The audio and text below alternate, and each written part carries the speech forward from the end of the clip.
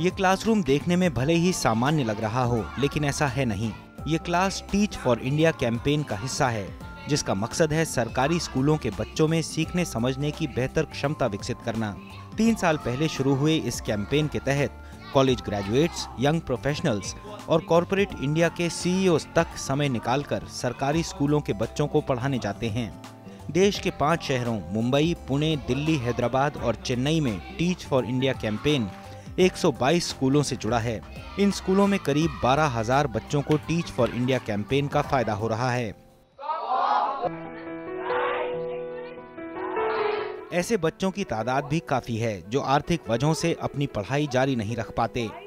ऐसे में बच्चों की मदद करता है हैदराबाद का कैप फाउंडेशन, जिसकी फाउंडर हैं नलिनी गंगाधरन।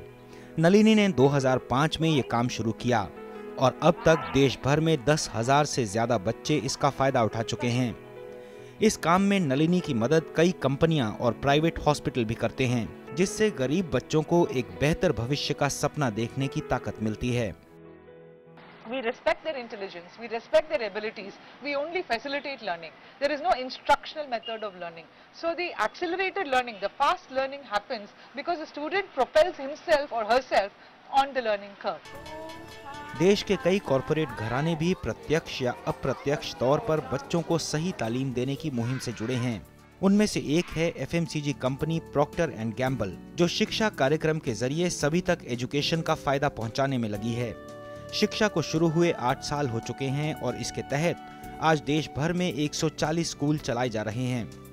इससे करीब 3 लाख छात्रों को फायदा मिल रहा है। PNG हर साल इस कार्यक्रम के तहत कम से कम 1 करोड़ रुपए मुहैया कराती है और कंपनी की योजना इस साल 20 और स्कूल खोलने की है।